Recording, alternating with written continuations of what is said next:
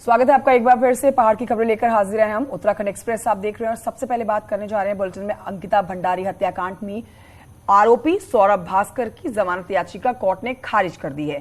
साथ ही आज का दिन बेहद महत्वपूर्ण है, काफी अहम रहने जा रहा है। आज हत्याकांड के तीनों आरोपियों को अपर जिला जज की अदालत में पेश किया जाएगा, जिसमें उन पर आरोप तय किए जाएंगे। इस मामले में पीड़ित पक्ष के वकील अजय कुमार पंत ने बताया कि हत्याकांड के आरोपी पुलकित, सौरभ और अंकित को एडीजे प्रतिभा तिवारी की अदालत में पेश किया जाना है। तो आज का दिन अंकिता भंडारी हत्याकांड में बेहद महत्वपूर्ण है, क्योंकि आज हत्याकांड के तीनों आरोपियों को अपर जिला जज की अदालत में पेश किया जाएगा, जिसमें आरोप तय किए जाएंगे।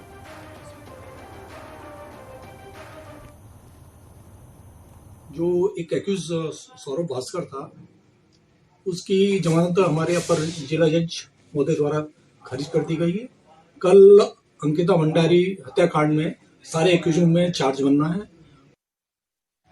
फोन लाइन पर हमारे सहयोगी अनुपम भारद्वाज जुड़ गए और जानकारी देंगे इस पर। अनुपम, ये आज बहुत महत्वपूर्ण दिन है। आज का अदालत में तीनों आरोपी पेश किए जाने हैं और आज आरोप तय किए जाने। आज क्या हलचल मची रहेगी पूरे उत्तराखंड में इस मामले को लेकर और कोर्ट परिसर में आज क्या होने वाला है?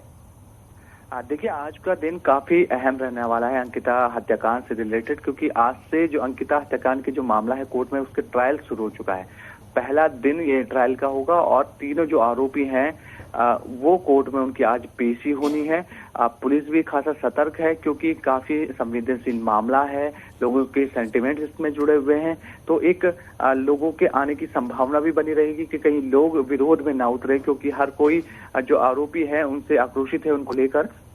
तो पुलिस भी कड़ी सुरक्षा के बीच तीनों आरोपियों को कोर्ट में लेके आएगी और आज जो आरोपी है तीनों पे, उन पे जो आरोप हैं वो तय किए जाएंगे। तो आज का दिन अंकिता हत्याकांड से रिलेटेड काफी अहम रहने वाला है। पुलिस भी खासी सतर्क है। जो पीड़ित पक्ष के जो वकील हैं वो भी लगातार इसमें अपडेट बनाए हुए हैं और अपनी ओर से वो भी कोशिश करेंगे कि जो चार्जशीट जो एचआईटी की टीम ने लगाई है उसी के अनुसार भी कोर्ट भी उसमें काम करे और ट्रायल में आगे उसी के अनुसार उनको सजा भी दी जाए। ठीक है, कोर्ट की हियरिंग पर आप नजर बनाए रखिएगा। अनुपम भारद्वाज, फिलहाल की जानकारी के लिए आपका शुक्रिया। नैनीताल से बड़ी खबर आ रही है, जहां पर्यटन विभाग बुजुर्गों को दर्शन कराएगा। 4 रूटों पर मंदिर दर्शन की योजना बनाया जा रहा है। इसी के साथ कुमाऊं में गोलू गैराड़ और जागेश्वर धाम और पिथौरागढ़ के मंदिरों के दर्शन होंगे। इसके साथ ही ऋषिकेश, हरिद्वार के मंदिरों के दर्शन के साथ 4 धाम यात्रा में भी बुजुर्गों को दर्शन कराए जाएंगे। तो बुजुर्गों के लिए ये पूरी योजना बनाई जा रही है ताकि उन्हें कोई समस्या ना हो। ऋषिकेश हो या हरिद्वार हो, इन मंदिरों में भी आसानी से बुजुर्ग दर्शन कर सकेंगे। पर्यटन विभाग ये दर्शन कराएगा बुजुर्गों को। इसके अलावा 4 धाम यात्रा के लिए भी योजना बनाई जा रही है कि कैसे बुजुर्गों को आसानी से दर्शन कराया जा सके। नैनीताल से वीरेंद्र बिष्ट हमारे संवाददाता हमारे साथ जुड़ गए हैं। वीरेंद्र, क्या जानकारी मिल रही है? किस तरीके से पर्यटन विभाग पूरी योजना बनाएगा? क्या किया जाएगा बुजुर्गों के लिए जिससे वो आसानी से दर्शन कर सके?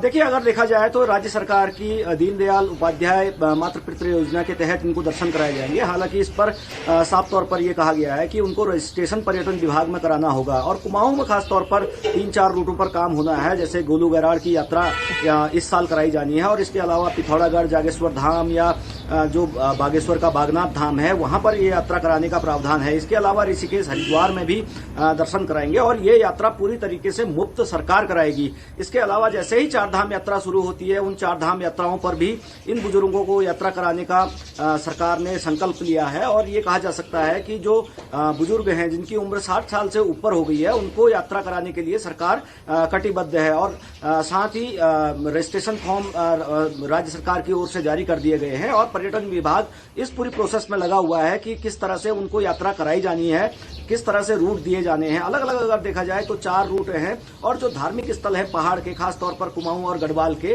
उन रूटों पर इनको यात्रा कराए जाना है। जिस तरह से आपने पहले भी देखा होगा कि जो बुजुर्ग थे उनको तीर्थ यात्रा कराई गई थी और इस बार अभी उसको प्रोसेस में ला दिया गया है और ये कहा जा सकता है कि आने वाले दिनों में हर बुजुर्ग को सरकार का संकल्प है कि वो जाके यात्रा कराएगी। और जो मंदिर हैं जैसे जागेश्वर धाम और जो पिथौरागढ़ के मंदिर है या फिर जो बागेश्वर के मंदिर है, ऋषिकेश खासतौर पर, हरिद्वार या फिर चार धाम में बद्रीनाथ केदारनाथ की जो यात्रा होगी उन पर भी इनको यात्रा कराई जाएगी। हालांकि खास तौर पर जो व्यवस्थाएं हैं वो की जा रही है। पर्यटन विभाग की ओर से पैकेज खास तौर पर उनको दिया जा रहा है और ये कहा जा रहा है कि आप आइए और जो रजिस्ट्रेशन है वो कराइए और यात्रा आपको सरकार कराएगी। बहुत शुक्रिया वीरेंद्र जानकारी साझा करने के लिए। और ये आगे बढ़ते हैं, आपको बताएं कि उत्तराखंड के कई इलाकों में देर रात से बारिश जारी है। देहरादून, हरिद्वार, टिहरी समेत कई जिलों में लगातार बारिश होती रही है। तेज आंधी और बारिश से कई इलाकों में बिजली भी कट गई है।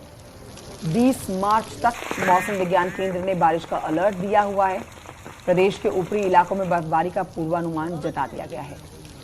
मौसम ने एक बार फिर से पलटी मारी है और देखिए ठंड बढ़ गई है। जाती हुई ठंड आप कह सकते हैं, मार्च आखिरी, जिसमें मौसम विभाग का ये अलर्ट पूरी तरह से प्रदेशवासियों को और ठंडक महसूस करा रहा है। देर रात से लगातार बारिश हुई है और मौसम में काफी गिरावट दर्ज की जा रही है। ऊपरी इलाकों में तो वो बर्फबारी का दौर चल रहा है इस समय फिलहाल। सीधे रुख करते हैं हमारी सहयोगी भारती सकलानी की तरफ। देहरादून से इस समय लाइव मौजूद है भारती सकलानी, ज्यादा जानकारी दे सकती हैं। भारती सकलानी, बारिश हो रही है क्या अब भी? क्योंकि ये जाती हुई ठंड है, मार्च आखिरी महीना है, लोग सोच रहे हैं अब ठंड से राहत मिलेगी, लेकिन अब मौसम विज्ञान केंद्र ने बारिश और बर्फबारी का जो पूर्वानुमान जता दिया है, जा रहा था बढ़ गई बारिश का और आखिरकार ये बारिश यहाँ पर देखने को मिली है। 20 तारीख तक के लिए मौसम विज्ञान केंद्र की तरफ से अभी इसी तरीके की बारिश का पूर्वानुमान जताया गया है। अलग अलग जगह से जो हमारे पास इनपुट्स आ रहे हैं उसमें चाहे हम बात कर ले टिहरी की, पौड़ी की, बागेश्वर की, मसूरी से और देहरादून में तो देर शाम से हो ही रही है। हर जगह पर देखने को मिल रहा है कि बारिश, और ऊपरी इलाकों में जो 3500 मीटर से ऊपर के इलाके हैं वहां पर बर्फबारी भी देखने को मिल रही है। यानी कि ये कहा जा सकता है कि जिस बारिश का लंबे समय से लोग इंतजार कर रहे थे, क्योंकि पिछले 1-2 हफ्ते में अगर देखा जाए तो गर्मी की तपिश बहुत ज्यादा बढ़ गई थी। पारा 30 से 32 डिग्री तक पहुंच चुका था और अब इस बारिश के बाद जाहिर तौर पर तापमान में गिरावट दर्ज की गई है और अगले कुछ दिन में इसी तरह का मौसम बना रहने का पूर्वानुमान जताया गया है। भारती सकलानी, बहुत शुक्रिया आपका जानकारी के लिए। रुद्रपुर में आज बुलडोजर चला और अतिक्रमण को ध्वस्त कर दिया गया है। 10 साल बाद रुद्रपुर में डीडी चौक से लेकर इंदिरा चौक तक हुआ अतिक्रमण प्रशासन ने आज हटा दिया है। बड़ी संख्या में पुलिसकर्मियों की मौजूदगी के बीच इस अतिक्रमण को हटाया गया। साल 2013 में एनएच ने दुकानदारों को अपना अतिक्रमण हटाने का नोटिस जारी किया था, लेकिन दुकानदार अतिक्रमण हटाने को तैयार ही नहीं हुए, जिसके बाद प्रशासन को पूरे अतिक्रमण पर जेसीबी चलानी पड़ी। हालांकि शुक्रवार सुबह पूर्व विधायक राजकुमार ठुकराल समेत कई और स्थानीय नेता अतिक्रमण तोड़ने का विरोध करने के लिए पहुंचे हुए थे, लेकिन पुलिस ने हिरासत में ले लिया, जिसके बाद बिना किसी विरोध के पूरे अतिक्रमण को तोड़ा जा सका।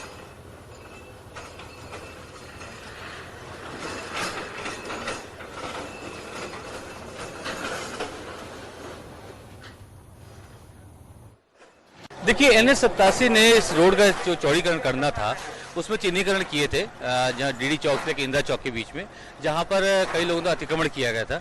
चिन्हीकरण के पश्चात अतिक्रमण हटाने के अभियान में उन्होंने प्रशासन से और पुलिस से सहयोग मांगा था, जिसके दृष्टिगत आज हम लोग यहाँ पे उनके साथ हैं। नैनीताल से खबर, जहां 5 मंजिला बिल्डिंग पर प्राधिकरण ने ध्वस्तीकरण की कार्रवाई शुरू कर दी है। हाईकोर्ट के आदेश के बाद आज प्राधिकरण की टीम राजमहल कंपाउंड पहुंची और टीम ने ग्रीन जोन में बने 5 मंजिला भवन को तोड़ने की कार्रवाई शुरू कर दी। इस दौरान भारी मात्रा में पुलिस फोर्स की तैनाती रही। प्राधिकरण की टीम ने 13 मकान मालिकों के घरों को सीज किया और 2 दिन का वक्त उन्हें खाली करने को दिया है। साथ ही ऊपरी मंजिल को तोड़ा जा रहा है।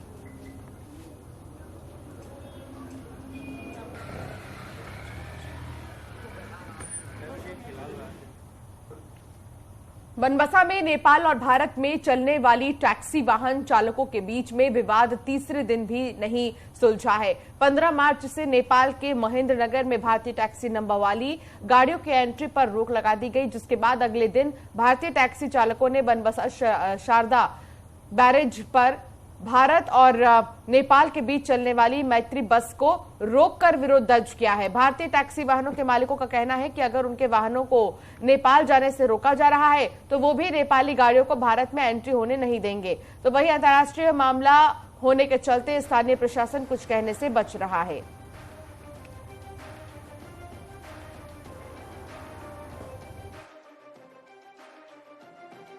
तीन दिन से नेपाल सरकार के द्वारा भंसार और सुविधा देने से मना कर दिया गया है। बनबसा की जितनी भी टैक्सी गाड़ियां हैं उनको 7 नंबर पिलर पे ही रोका जा रहा है और उनसे कहा जा रहा है कि आगे मत जाओ, आपकी गाड़ी के शीशे तोड़ दिए जाएंगे, आपकी गाड़ी सीज कर दी जाएगी। बागेश्वर में एक हैरानी भरा मामला सामने आया है। यहाँ पहले तो प्रशासन ने लाख मिन्नतें करने के बाद ही गांव तक रोड नहीं बनाई और जब पहाड़ के मांझी ने अपनी मेहनत से 5 किलोमीटर रोड अकेले ही बना ली तो उल्टा उस पर ही केस दर्ज करके जेल भेजने की तैयारी है। अब जुड़ा है मेरे तोक से मेरे बच्चों के स्कूल तक एक रास्ता नहीं जुड़ा है। इस तोक में हमारे करीब 200 साल से हम लोग यहाँ पर रहते हैं और इसमें कई जनप्रतिनिधियों का कार्यकाल आया, उसमें अब तक एक रास्ता हमारे गांव से तोक तक, तो हमारे तोक से स्कूल तक, हमारे तोक से रोड तक कोई रास्ता न जुड़ा होने के कारण मैंने एक रास्ता बनाया है। एक आदमी ने अपने दम पर, अपनी मेहनत पर अपना काम करके अपने घर तक रोड ले गया तो उस पर ये एक्शन काहे के लिए? पहले तो प्रशासन ने उस पर रोड बनवाना चाहिए था उसके घर के लिए, और नहीं बनाया तो फिर उस पर एक्शन लेने का कोई उचित नहीं बनता है। अब तक गांव की सुध नहीं लेने वाली प्रशासन की टीम रोड बनते ही गांव पहुंच गई और ग्रामीणों को भी लगा कि शायद प्रकाश गोस्वामी की पीठ थपथपाई जाएगी, मगर अंधेरगर्दी की हद देखिए। रोड बनाने पर तत्काल रोक लगा दी गई और प्रकाश गोस्वामी के औजार जब्त कर लिए गए। यही नहीं, केस दर्ज कर प्रकाश को जेल भेजने की तैयारी है। डीएम साहिबा का जवाब क्या है वो भी सुनिए। पूरा तोक वन पंचायत की भूमि है। जो वहाँ के वन पंचायत के सरपंच हैं वो भी लगातार इसके अगेंस्ट रहे हैं, चाहे इस टेन्योर वाले या पिछले टेन्योर वाले। तो वो वन पंचायत की भूमि और फॉरेस्ट का, डेंस फॉरेस्ट के बीच में उन्होंने रोड काटी है। कई सारे वन अधिनियमों का उल्लंघन किया है, जिसमें कुछ पेड़ कटने की भी बात सामने आई है, जिसका सर्वे फॉरेस्ट टीम द्वारा किया जा रहा है। पहाड़ों पर पहाड़ जैसी जिंदगी ही जीने को मजबूर पहाड़ियों के लिए इससे बड़ा जुल्म क्या होगा कि पहले उनको सुविधाओं से वंचित रखो और जब वो अपनी हिम्मत, परिश्रम और जज्बे से सुविधाएं जुटाना चाहते हैं, सुविधाएं जुटाते हैं, तो शाबाशी मिलने के बजाय उल्टा उन्हें कानून के फंदे में फंसा दिया जाता है, जो बेहद शर्मनाक है। न्यूज़ 18 के लिए बागेश्वर से सुष्मिता थापा की रिपोर्ट।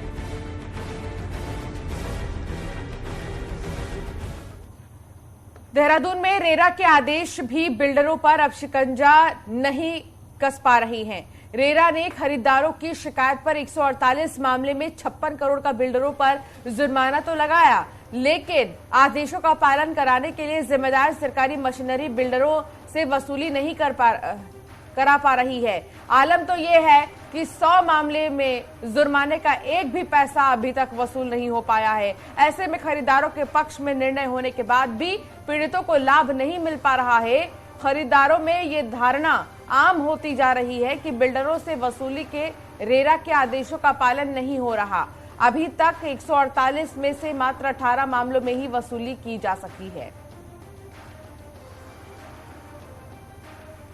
रेरा ने जो वसूली की थी उसमें से कुछ बाकायदार ऐसे हैं जिनसे अभी भी वसूली नहीं हुई है। उसका एक कारण तो ये है कि जो उन्होंने अपना पता वहाँ पर निर्धारित किया है वो उन स्थानों पर नहीं है। मसूरी कोतवाली पुलिस ने 6 सालों से फरार गैंगरेप और हत्या के आरोपी को बिहार नेपाल बॉर्डर से गिरफ्तार किया। आरोपी पर 25,000 का इनाम घोषित किया गया था। आरोपियों ने गैंगरेप करके महिला की गला दबाकर हत्या की थी और उसकी पहचान छुपाने के लिए उसके मुंह पर तेजाब डाल दिया था। पुलिस ने बताया कि इस मामले में आरोप जो हैं और कुल मिलाकर 9 लोगों के ऊपर दर्ज किए गए थे, जिनको अब इनके खिलाफ केस दर्ज करके अब आगे की कार्रवाई शुरू की गई है, जिसमें आपको ये भी बताएं कि 7 आरोपियों को पहले ही गिरफ्तार किया जा चुका है, जबकि 2 आरोपी फरार थे, जिन्हें अब पकड़ने के लिए पुलिस की दबिश तेज हो गई है। एक को बिहार से फिलहाल गिरफ्तार कर लिया गया है। महिला के साथ गैंगरेप कर उसकी हत्या कारित की गई थी। इस संबंध में 9 अभियुक्तों के खिलाफ जो है चार्जशीट गई थी, जिसमें कि 7 की अरेस्टिंग अलग अलग टाइम पे हुई थी। इसमें से 2 अभियुक्त अभी भी वांछित चल रहे थे। उन्हीं में से एक बिट्टू साहनी को जो है कोतवाली मसूरी पुलिस द्वारा जो है गिरफ्तार किया गया है।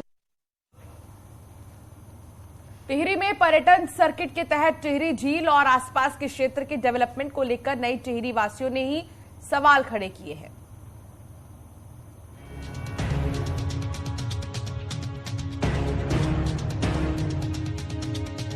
टिहरी झील मेगा प्रोजेक्ट के तहत करीब 1900 करोड़ रुपए से टिहरी झील और आसपास के क्षेत्र का डेवलपमेंट किए जाने की योजना है, जिसके तहत टिहरी झील से सटे क्षेत्रों में नए tourist point, ropeway, boating point, trekking route का सर्वे किया जा रहा है।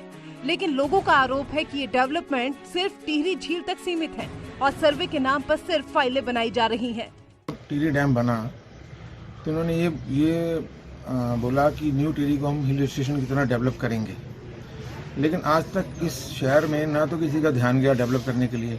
ये झील को डेवलप करते रहते हैं, सर्वे करने वाले सर्वे करते रहते हैं। 1900 करोड़ 1200 करोड़ टिहरी झील पर खर्च करने की बात सरकारें कर रही हैं, तो उसका पैसा जो है आसपास के क्षेत्र में टिहरी, नई टिहरी और इसके आसपास के क्षेत्र में लगे, जिससे कि इसका जो है डायरेक्ट जुड़ाव नई टिहरी का जो है टिहरी झील के साथ हो सके और ये शहर भी पर्यटन की दृष्टि से उभर सके।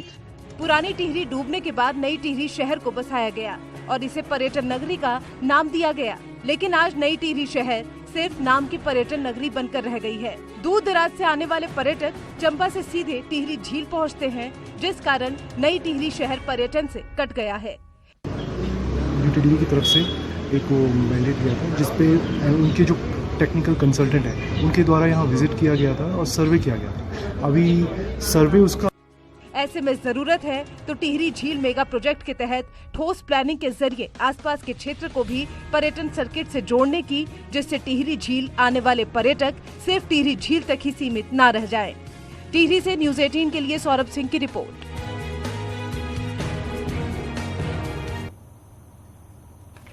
और इस समय देहरादून से एक बड़ी खबर आ रही है, जहां पर कालिंदी अस्पताल से होगी 1 करोड़ 20 लाख की वसूली।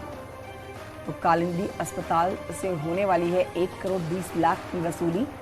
243 क्लेम ऑडिट में पकड़ी गई गड़बड़ी। राज्य स्वास्थ्य प्राधिकरण ने ये बड़ा एक्शन ले लिया है। क्लेम डॉक्यूमेंट में डॉक्टर के फर्जी सिग्नेचर का भी मामला सामने आया है।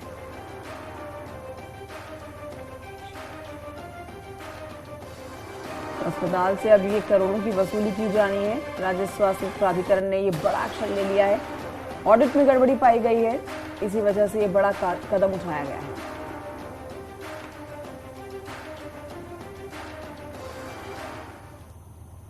और चलिए एक नजर डालेंगे पहाड़ की टॉप 10 खबरों पर। रुड़की के नेहरू स्टेडियम में टेनिस बॉल क्रिकेट प्रतियोगिता का आगाज हुआ है, जिसमें 19 राज्यों की टीमें हिस्सा ले रही हैं। रामनगर पहुंचे वन मंत्री सुबोध उनियाल ने बताया कि 432 गांवों में फॉरेस्ट फायर प्रोटेक्शन फोर्स बनाई गई है, जिसमें गांव के लोगों को ही इन्वॉल्व किया जाएगा। जोशीमठ में भूधसाव के बाद नवदुर्गा मंदिर में चल रहे चंडी महायज्ञ का 3 महीने बाद समापन किया गया। उत्तरकाशी के जोशियाड़ा में ड्रेनेज सिस्टम नहीं होने से सीवर का पानी लोगों के घरों में पहुंच रहा है, जिसके विरोध में महिलाओं ने डीएम ऑफिस में किया प्रदर्शन।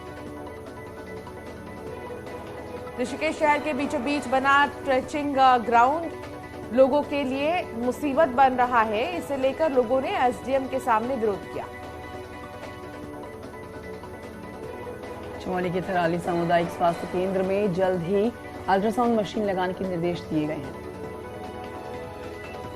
बागेश्वर में स्वास्थ्य विभाग में आउटसोर्स कर्मचारियों की सेवा समाप्ति के बाद उन्होंने अनिश्चितकालीन धरना शुरू कर दिया।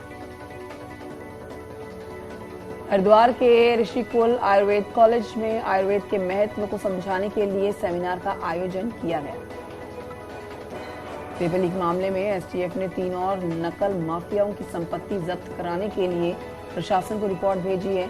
इसमें धामपुर का केंद्रपाल दीपक शर्मा और मनोज जोशी शामिल। और उत्तरकाशी में आईटीबीपी ने भटवाड़ी के गांव वालों के लिए कैंप लगाया और खेल सामग्री का भी वितरण किया। और चलिए यहाँ रुकना होगा एक ब्रेक के लिए।